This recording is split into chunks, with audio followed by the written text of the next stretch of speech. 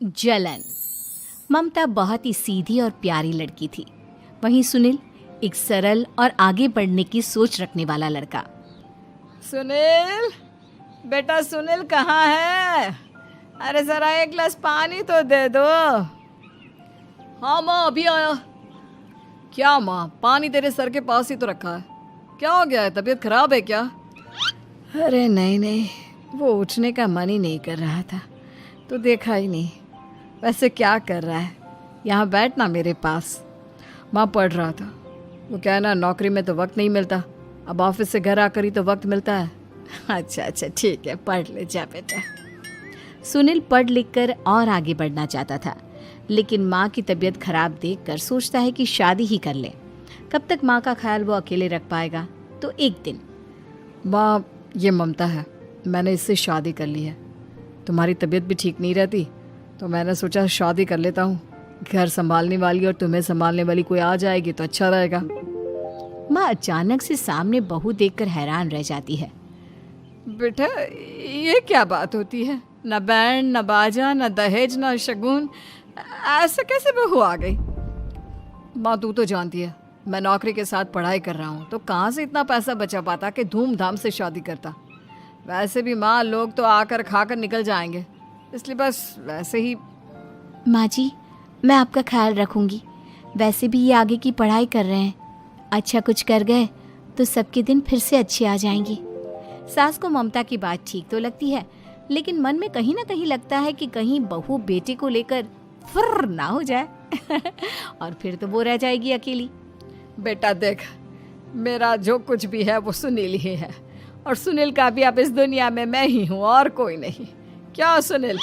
बिल्कुल माँ, लेकिन आज से ममता भी मेरे जीवन का अहम हिस्सा है, जैसे तू है। सास को बड़ा बुरा लगता है कि उसकी सल्तनत में कोई और हिस्सेदार कैसे हो सकता है। कैसे कोई और उसके 30 साल के बेटे की जिंदगी में अचानक से आकर बराबर का हिस्सेदार बन सकता है। देख बहू, मैं भले थोड़ा बीमार रहती हूँ, लेकिन इसका मतलब यह नहीं कि घर की चीज़ों में मेरा कंट्रोल खत्म हो गया है।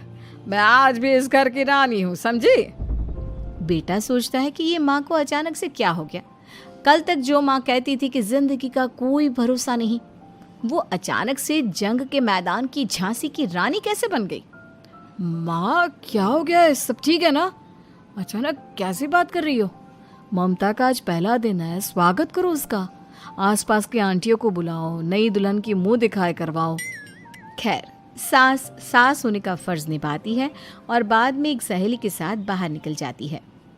क्यों नहीं बताया नहीं कि बेटे का ब्याह कर रही हो? वैसे तो सारा दिन हम ही में घुसी रहती हो। अरे मुझे भी तो अभी पता चला, यूं अचानक सर पर लेकर आ गया। कहता है बहू है माँ तुम्हारी, अब इसको भी इतना ही मैं प्यार करता हूँ जितना तुझे करता हूँ। लो जी, ये क्या बात हो गई? क्यों इतना प्यार करता है?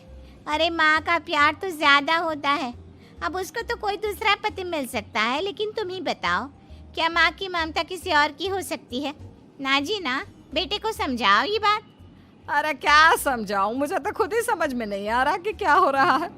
जो बेटा कल तक माँ माँ करता था, अचानक से बीवी बीवी का राग आलाप रहा है। देखा, उसकी बीवी ना सुंदर और जवान है।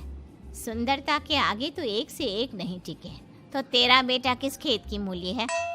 सास को भी समझ में आ जाता है कि बहू की सुंदरता के आगे माँ का प्यार किसी काम का नहीं।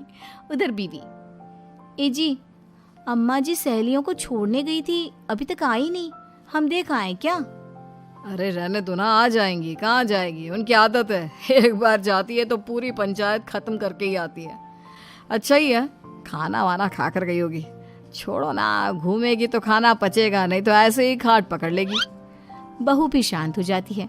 उधर सास सोचती है कि आज थोड़ा देर से ही घर जाती हूँ, जब बेटा परेशान होकर ढूंढेगा तब मजा आएगा। बीवी को खुद ही पता चल जाएगा कि माँ के आगे उसकी दाल नहीं गलेगी।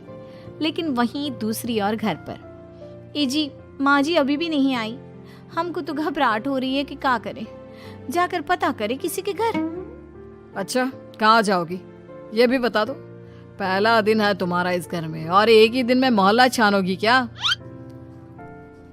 हाँ, तो आप भी तो नहीं जा रहे हैं ना, हमको फिक्र हो रही है। अरे यार, ये रोज का है अम्मा का, खाओ और सो जाओ। बस फिर क्या था। बेटा बहू खाना खाते हैं और कमरे में सोने चले जाते हैं। उधर जब सास को कोई देखने नहीं आता तो वो हार कर घर आ जाती है, जहाँ वो देखती है कि सारे घर की लाइट्स बंद है। सास को गुस्सा आता है। बहू, ममता बहू कहाँ हो? लेकिन सारे दिन की थकी बहू को ऐसी नींद आती है जैसे किसी ने भांग की गोली खिला दी हो। वो तो नहीं उठती। उठकर आ जाता है बेटा। अरे क्या बात है अम्मा, काहे चिल्ला रही हो? अरे सो जाओ ना, सुबह की थकी है बहू, वो सो रही है। जोर से बोलोगी तो नींद खुल जाएगी उसकी। माँ को गुस्सा आ जाता है। फिलहाल तो सो जाती है, लेकिन मन ही मन ढेर सारा जहर बहू के लिए भरा होता है। सुबह बहू चाय बना रही होती है कि सास धीरे से गैस तेज कर देती है, जिससे चाय का बर्तन जल जाता है। और जैसे ही बहू चाय का बर्तन उठाती है उसका हाथ जल जाता है। मेरा हाथ जल गया। वो जोर जोर से चिल्लाकर इधर उधर भागती है कि सास थोड़ी देर में उसके हाथ में पानी डाल देती है। हाय रे बहू, क्या कर रही हो? पहली बार रसोई छुई हो क्या? सासू माँ गलती से गैस तेज रह गई थी और बर्तन जल गया, जिससे मेरा हाथ जल गया। हाय रे, कितना गंदा दाग। छी छी छी छी, मुझे तो उल्टी आ रही है तेरा गला हुआ मांस देखकर। तू ना मुझे अभी साथ से खाना मत लगाना। बहू भी खुद का हाथ देखती है तो उसे भी रोना आ जाता है। कुछ दिनों के बाद सास की सहेली आती है। बहू चाय बनाकर लाती है। उसके जाने के बाद सहेली कहती है, बहू की सुंदरता ऐसी है कि कोई भी दीवाना हो जाए। वैसे तेरे बेटे का क्या हाल है? अरे वैसा ही है, बहू के पीछे लट्टू। क्या करूं, कुछ समझ में नहीं आ रहा। मैंने तो बहू के चेहरे पर दिवाली के पटाखे की चक्री फेंक दी, उसका पूरा चेहरा जल गया। अब देखो ना रही सुंदरता, और ना ही अब मेरा बेटा उसे पूछता है। अरे अब तो वो उसे छोड़कर दूसरी भी देखने को बोल गया है मुझे। बहू सारी बात सुन रही होती है। आंटी एक बात बताइए, क्या भरोसा है कि दूसरी सही आए और आपके अनुसार रहे? देखिए आंटी, मेरी सासू माँ को गलत बात सिखाने की जरूरत नहीं है। हमारा परिवार साथ में खुशी से रह रहा है। देख बहू, मेरी सहेली की बेइज्जती ना कर, वही अच्छा रहेगा तेरे लिए, समझी? बहू नहीं मानती है। वो बार बार उनकी सहेली को घर से निकल जाने को कहती है। तभी सास की सहेली पास के चूल्हे से लकड़ी लाकर बहू के चेहरे पर लगा देती है। बहू जोर जोर से रोने लगती है। अरे ये क्या कर दिया?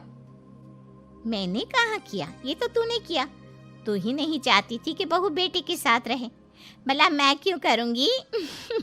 मैं तो चली, निपटो अब। बहू रो रही होती है, दर्द से चिल्ला रही होती है, लेकिन सास उसे डॉक्टर के पास नहीं ले जाती। तभी पति आता है। क्या हो गया ममता? ये दाग कैसे लगा?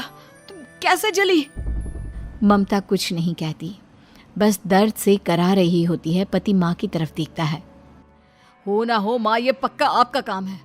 आप ही ममता से जला करती थी ना। देखना माँ, अब पुलिस आएगी, केस बनेगा, लेकिन पहले मैं ममता को अस्पताल लेकर जा रहा हूँ। सभी अस्पताल जाते हैं, जहाँ डॉक्टर ममता की सास से कहते हैं, आपने तो नहीं जलाया ना बहू को?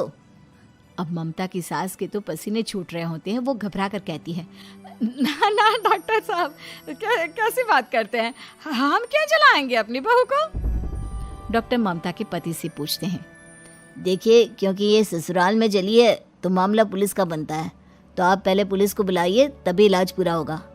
सास डर जाती है कि अब तो बच्ची जिंदगी जेल में ही रहना होगा। रहने दीजिए ना, पुलिस को क्यों बुलाना? सारी हंसी खत्म हो जाएगी जब पुलिस के डंडे पड़ेंगे। बहू को जलाना भले ही बहुत आसान हो, लेकिन उसके बाद सारी जिंदगी जेल की हवा खाना। सास डर जाती है। पुलिस आती है। पास लेटी दर्द से करा रही ममता स्टेटमेंट देती है। तो क्या हुआ था? कैसे जली आप? ममता पास खड़ी सास को देखती है। बेटी बताओ, कैसे जल गई तुम? ओए, काका का किरण वाली शाहरुख, चुप, बिल्कुल चुप।